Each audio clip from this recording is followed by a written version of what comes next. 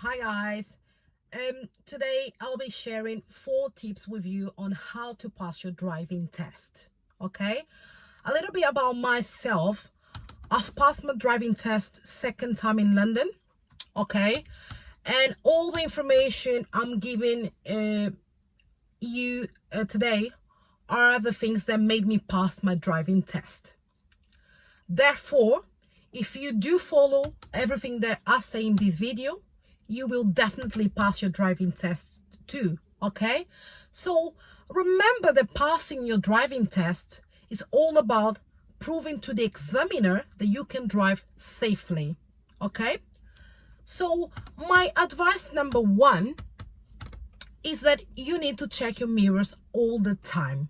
Okay, mirrors checks are so important because by doing mirror check, you are showing to your examiner that you care about your safety as much as you care about other road users' safety. Okay, so and also you will be able to anticipate in good time, and you will be able to make better decisions if you are checking your mirrors constantly. Okay, you will also be able to spot any hazards in good time. Okay, but make sure that when you are checking your mirrors during your driving test, make sure that you make it very obvious for the examiner to see that you are checking your mirrors. Okay, this is the reason why I failed my test first time.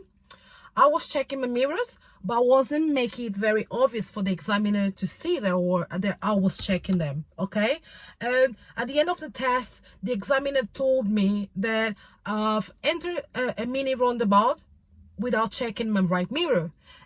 That's not true, because I did check my mirror before entering that particular mini roundabout. Yeah, but the fact that I probably didn't make it very obvious for him to see just made him believe that I didn't check my right mirror. Okay, so you don't want to put yourself in that position. You want to check your mirrors and make it obvious for them to see that you are checking them. Okay, and just remember that before doing anything in your test, you need to check your mirrors. So that includes changing gears, changing speed, moving off, turning right, turning left. You need to check your mirrors before doing anything. Okay, so let's say for instance that you didn't, before moving off, you didn't check all your mirrors, including blind spot. That's a fail.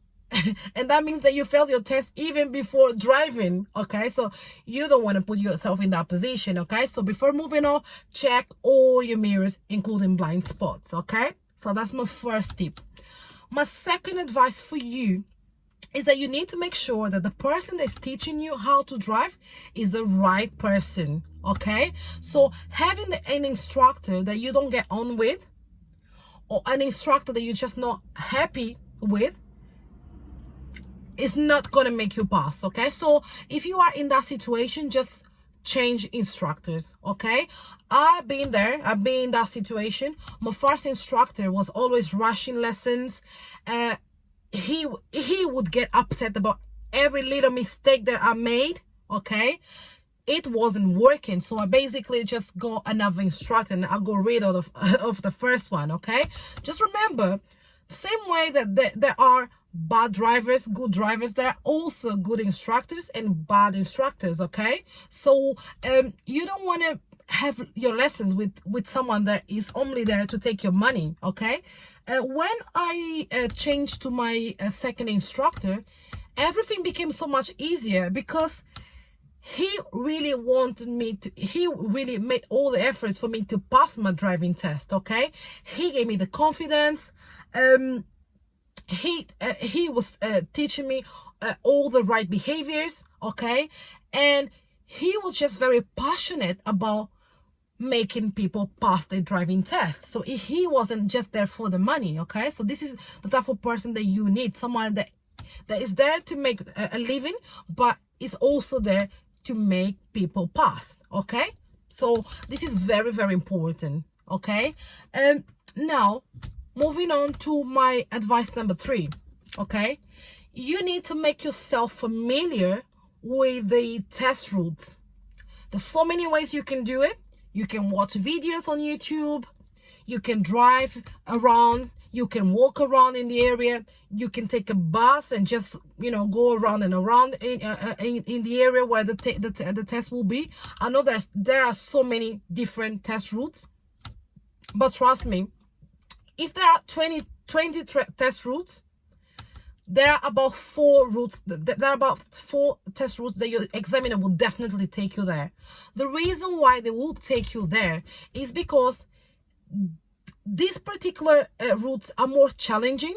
So the examiner needs to take you there in order to see your ability to drive safely in a more challenging environment. Okay, so they will definitely take you there. Okay, so if you are familiar with the area, you will feel more confident. Just imagine when you are driving nearby your house, you will drive much better because you are familiar with the area. Okay, so same thing happen in your driving test day.